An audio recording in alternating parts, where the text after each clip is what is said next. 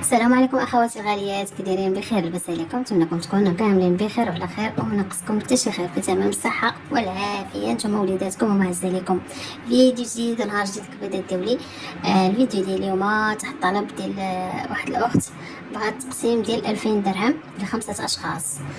اليوم غادا نشاركوا معكم بالتفصيل، ونتمنى يعني هذا التقسيم يعجبكم وديروا به يعني وتطبقوه، وانا متاكده الا طبقتوه غادي تنجحوا فيه.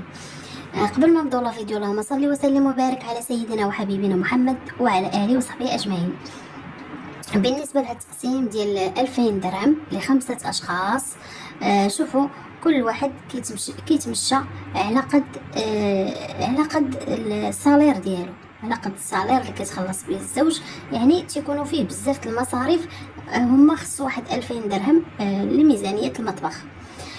الحمد لله كيف قلت لكم تكون على القناعه وتكون المراه يعني كنقولوا مراه مدبره، ماشي تكون مراه اللي عشوائيه ونباله. المهم تبارك الله ما شاء الله. هذه المراه اللي غندير لها التقسيم، هذه الاخت هي وفيه القناه، شكرا لها من هذا المنبر.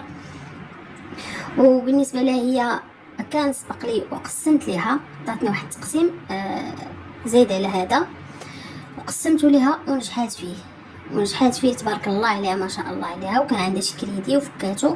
المهم انا غنقرا لكم التعليق ديالها. قالت لي اختي عافاك، ولات عندي في الميزانيه المطبخ 2000 درهم، كانت عندها اكثر فهمتوا. المهم قالت لي ولات عندها 2000 درهم. قالت لي احنا خمسه اشخاص اللي مصروف في المطبخ واللي ظروف، قالت لي ما كرهتش، يعني نقصات كان عندها اكثر من 2000 درهم، وقالت لي لي ظروف ولات عندها 2000. ما كرهتش اختي، تقسمي لي الله يسهل عليك. امين اختي، الله يسهل علينا وعليك وعلى الجميع. وما عرفتش اختي واش تقسيم اسبوعي احسن من الشهري بحكم تجربتك اختي، عافاك. عندك فضل. تحيه الكريدي، شكرا. شوفي اختي، المهم لا شكر على واجب. كيف حيدتي الكريدي؟ انا كنت على السبب، الحمد لله من بعد الله. انا قلت لك سبب في هذاك التقسيم اللي عطيتك، وتنتي تبارك الله عليك طبقتيه، يعني ماشي درت داك التقسيم وحطيت نزلت داك الفيديو غير هكاك. المهم الحمد لله انك حيدتي داك الكريدي اللي عليك. والكريدي كنصحك انك تبعدي من الكريديات، عمرك ما ديريش كريدي، واخا انك عاودتي لي هذاك الكريدي جا في شي ظروف ماشي هي ديك، ما كنتيش معوله عليه غير. المهم بلا ما نبقى ندير في الموضوع الشيء الخصوصي ما ندخلش فيه. المهم بدا داولي. كيف قلت لكم تقسيم مهم في الميزانيه، تقسيم مهم في الميزانيه كينظمك وكيخليك تخرجي من العشوائيه. المهم اخواتي غندوز معكم التقسيم.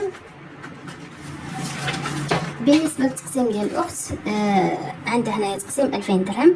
درت لك اختي الهري واللحوم والاسماك والسوق، هادو ممكن يكونوا هما الاساسيين. والبوطات ما عرفتش الصراحه، ما خليتيش ليا، ما قلتيش ليا واش البوطات محسوبين لك ولا على الزوج، يعني واش انت مكلفه بهم ولا الزوج. درت لك البوطات ودرت لك الطوارئ ودرت لك هنا الستوك وكرتون رمضان. بالنسبه للكرتون رمضان والطوارئ هاد الجوج، ما عرفتش واش عندك ستوك. الا كان عندك ستوك يمكن لك تستغني عليهم، او تستغني على كرتون رمضان وتدخليها هنا، يعني تولي تجيبيها من هاد التقضيه ديال الهري.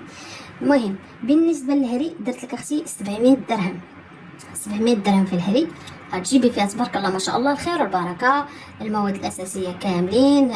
درت لك هاد التقسيم بحكم بان ديال شهر تسعود، غتبدايه مع شهر تسعود.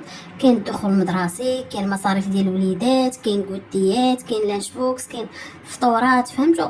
يعني درت لك 700 درهم، انتي غتجيبي فيها كاع دوك الحويجات اللي خصك. وكنفضل انك حبذا لو ديري لا ليست كان احسن، وتجيبي داكشي اللي خاصك، المواد الاساسيه، السكر، عسايس، الزيت، الحليب، البيض. انا ما تندخلوش هذا بالنسبه لي، كنهضر على راسي. البيض كندير ليه ظرف بوحدو، ولكن تقدري حيت درت لك انت هنايا اللحوم 400 درهم دخليه في اللحوم. المهم كيف قلت لك غتجيبي اختي الحليب، غتجيبي هكا عزكم الله بابيجينيك، غتجيبي ورق المطبخ، غتجيبي هادشي، حتى داكشي كنحتاجوه الوليدات مع المدرسه.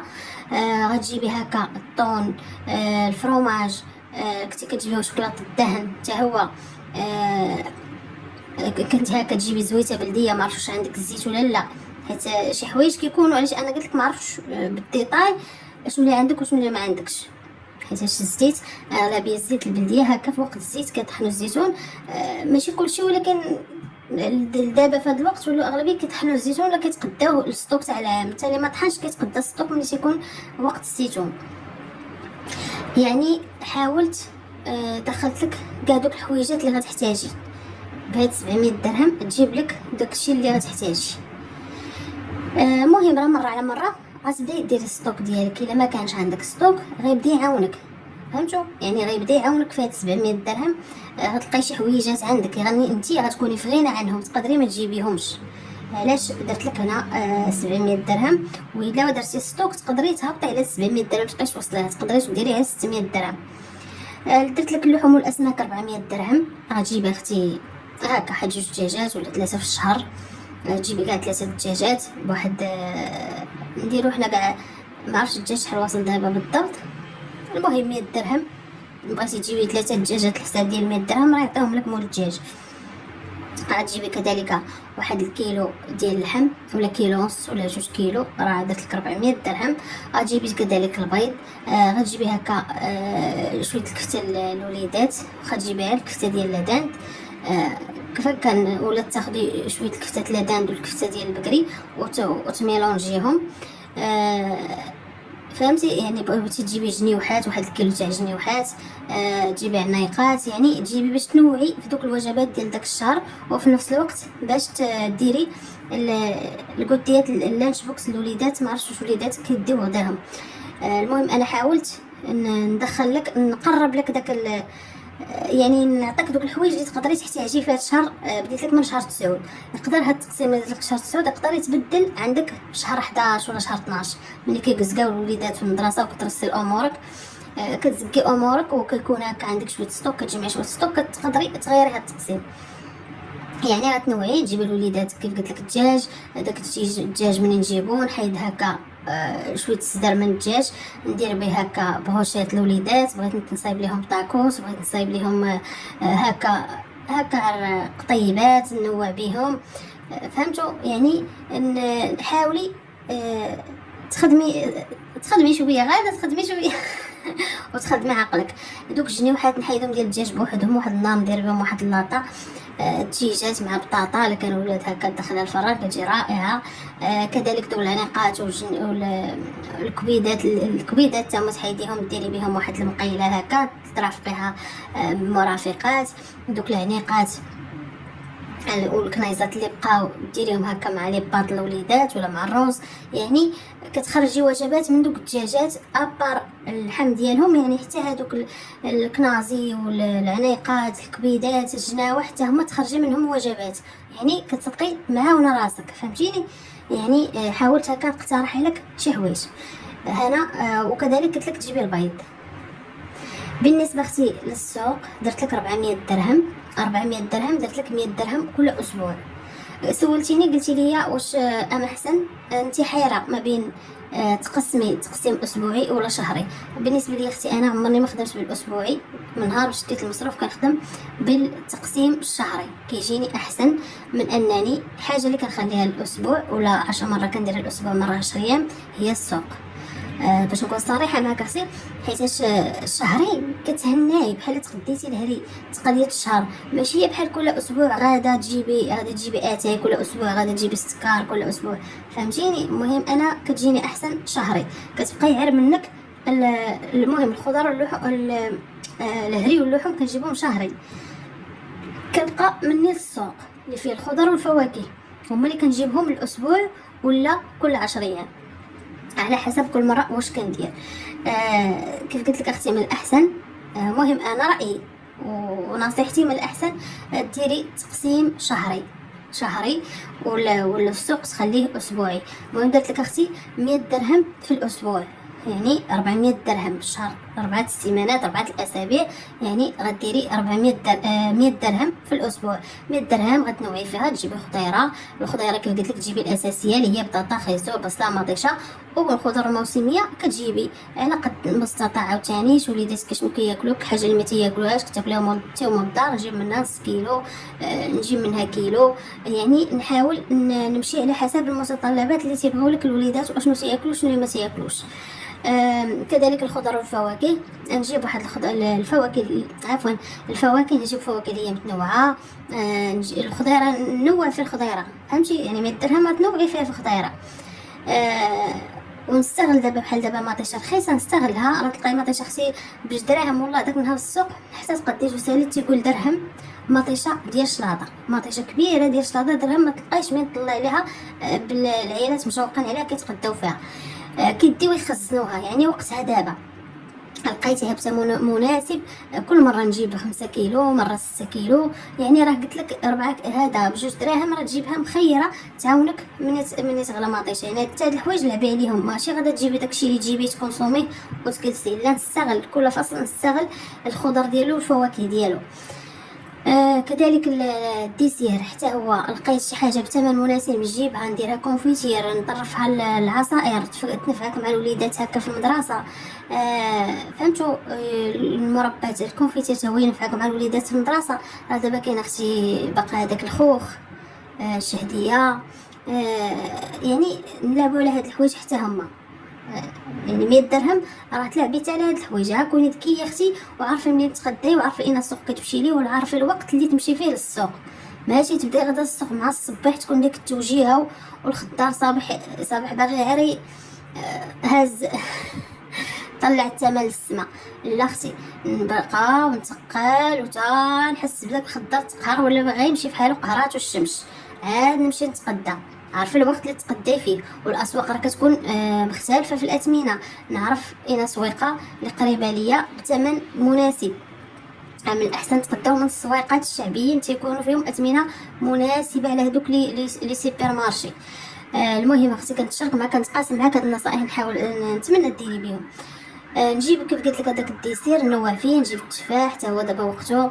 نجيب هكا البنان، نجيب الشهديه، نجيب 3 الحوايج ولا 4، ولكن نعرف كيفاش نوع فيهم.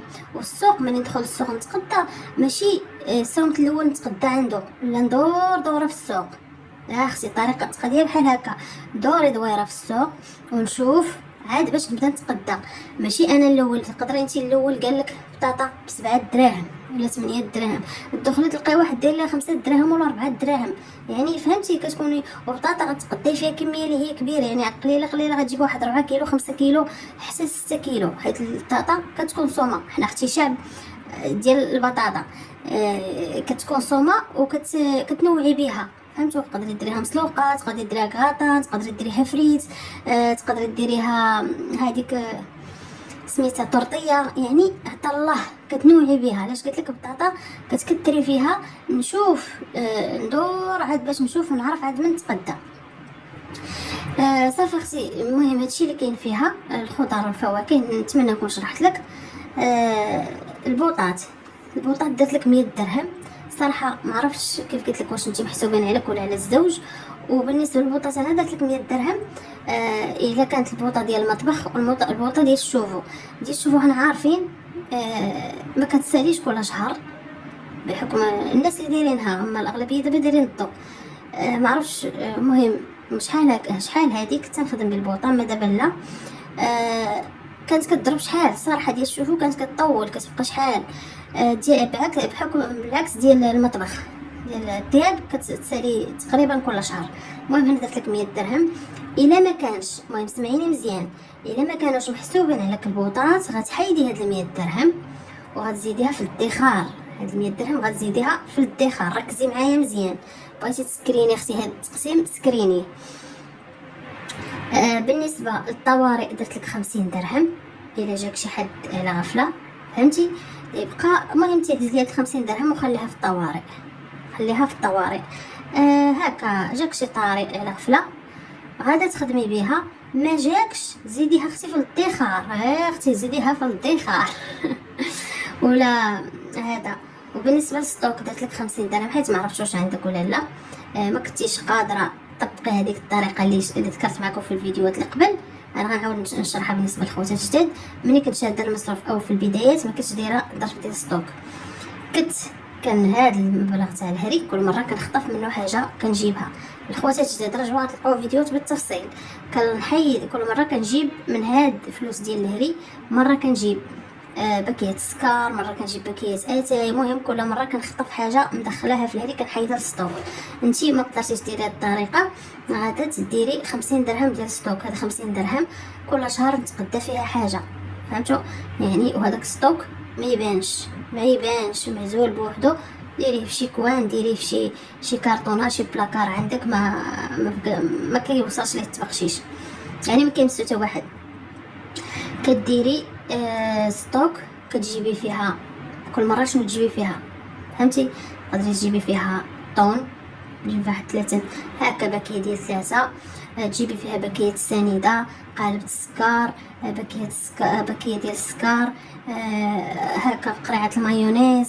المهم انت غادا كل مره تحيدي فيها حاجه. هادي لقيتي داك العرض ديال لي بات اللي كيكونوا اونبالي، تاكدي ما يكونش خاسرين او فيهم لاضات طويله. الا كانوا اونبالي راه يقدروا يصبروا معاك حتى هما في ستوك.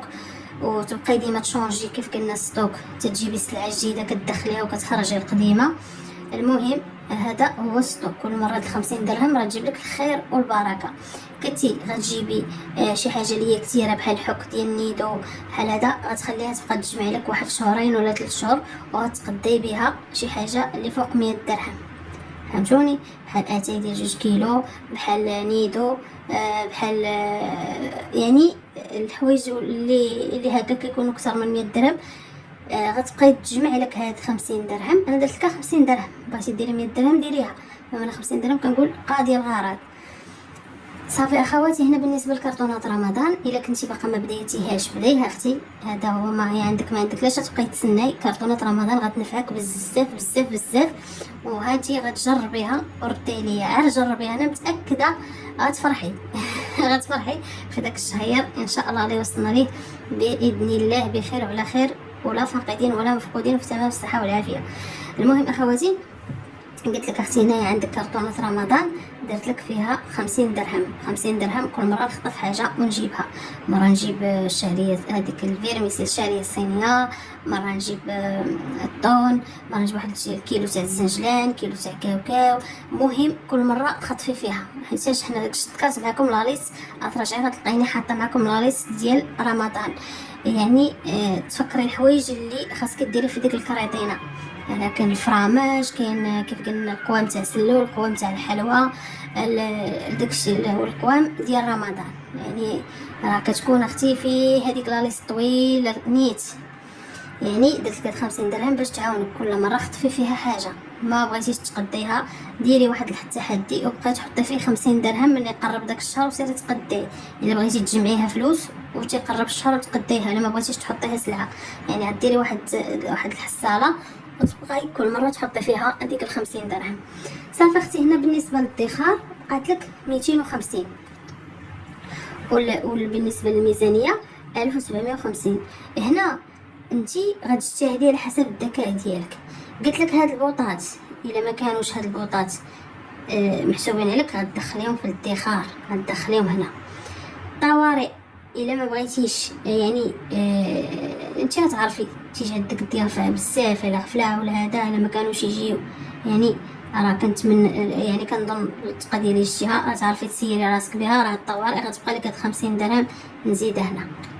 الا زدتي هذه وهذه 300 غتولي عندك اختي هنا 400 درهم، تولي عندك 400 درهم هنا، فهمتوني؟ يعني الا عرفتي كيفاش تسيري راسك بها، الا عرفتي كيفاش انتي هكا تخدمي عقلك في التقضيه وتقضي بذكاء، وتعرفي كيفاش تسيري راسك بها التقضيه وكيفاش توفري منها، فهمتي؟ يعني هادو اختي يمكن لك توفري من هاد 2000 درهم حتى 400 درهم. غير كوني ذكيه. انا قلت لك البوطات ما عرفتكش، المهم انا اقترحت عليك وانتي عارفي كيفاش ديري. بالنسبه لكرتونات رمضان انا ما كنخصصش لها مبلغ، كنجيبها من التقضيه ديال الهري. دوك الحوايج كل مره كنخطف حاجه، بغيتي ديري هاد الطريقه غتزيدي 50 درهم حتى هي في الادخار. حنا اختي الاهم عندنا هو الادخار ولكن في نفس الوقت احنا ما مجوعينش وليداتنا، يكون غير الذكاء في التقضيه، تكون غير العقلانيه.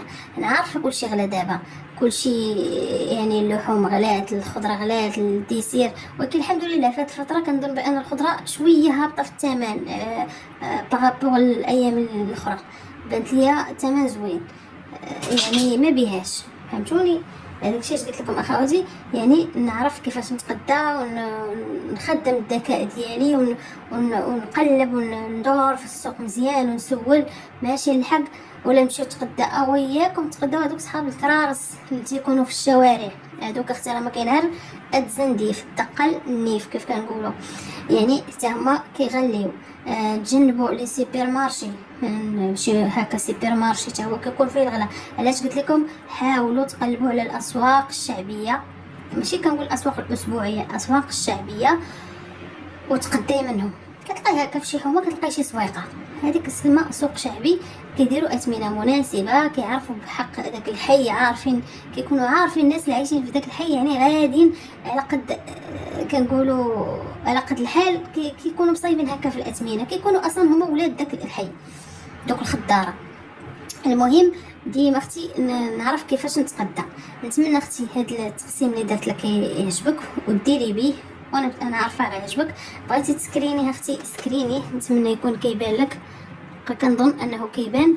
سكريني وقيديه عندك وسيري عليه وتقدي بلا ليست. كنقول لكم اختي لا ليست، شوفوا لا ليست راها مهمه. انا دايره لا ليست كنتقدى بها، انا لا ليست ديال هاد الشهر كنقيد فيها، كنتفكر اللي تفكرتها كنزيدها. بالنسبه لا ليست تاع هاد الشهر كندير الحوايج اللي يخصوني وكندير الاثمنه باش نمشي على قد داك البيجي اللي انا حاطه في ظرف هاري. هنا مقيداها ومازال كنتفكر شي حوايج كنمشي نقيدهم، كنتفكر يعني ملي نمشي نتقدى ما نوحلش، فهمتوني؟ علاش كنقول لكم خواتاتي ديروا لا ليست. هذه كندير لا ليست اللي كنصايب دابا ديال شهر 9، يعني ديال شهر 9 ان شاء الله باذن الله، حيت ما بقى لي والو وكاين فيه الدخول المدرسي هكا باش ما ننساش شي حويجات ونكون جبت كلشي. عارفين نحضروا هكا وليدات لانش بوكس الوليدات الكوتيات، يعني كنبغي كلشي يكون عندي، ما كنبقاش غدا جايه للحانوت ما كنمشيش ليه، يعني داكشي علاش كتنفعني لا ليست وكنتقدى الحوايج كاملين اللي كيخصوني، فهمتوني؟ ما بقاش تالفه. يعني اش كنقول لكم، تدبير الميزانيه كيبغي التخطيط المسبق، تخطيط اختي المسبق، وكون تقسيم وكون لا ليست هكا باش شي مزيان. نتمنى اخواتي وصلتوا معايا هنا، ما تنسونيش من داك اللايكات، الله يسهل عليكم، واشتركوا في القناه. مرحبا بكم والف مرحبا، تكونوا فرحتوني شرفتوني الا انضميتوا القناه. واختكم كتبغيكم كاملين ولفتكم كاملين، يعني ولفت ضروري نصور معكم فيديو يوميا الا ما صورتش عرفوا يعني شي حاجه خارجه عن الاراده ديالي. المهم كبيدات ديالي، دمتم في رعايه الله. خلوا لي التعليق ديالكم زوينين، اي وحده بغات شي تقسيم نشاركوا معها ونتقاسموا معها بالتفصيل، ونعطيك اختي حتى لي ديتاي كيفاش تقداي هكا باش تنجحي في ميزانيتك وفي داك التقسيم اللي كديري. المهم كبيدات ديالي اخواتي الغاليات، دمتم في رعايه الله. نتلاقى معكم في فيديو اخر ان شاء الله. اختكم من اللايكات، ما تنساونيش من اللايكات، الله يسهل عليكم. الفيديوهات كيتشافوا ولكن اللايكات ما كيتلايكوش، ما عرفتش واش ما كيعجبكمش المحتوى ولا ما تعجبكمش الفيديوهات، ما عرفتش. المهم فضلا وليس امرا، ما كنرغم على حتى شي وحده اللي بغات تنضم للقناه مرحبا بها والف مرحبا، وحتى اللي ما بغاش تنضم مرحبا بها والف مرحبا. دمتم في رعايه الله، نتلاقى معكم فيديو اخر ان شاء الله.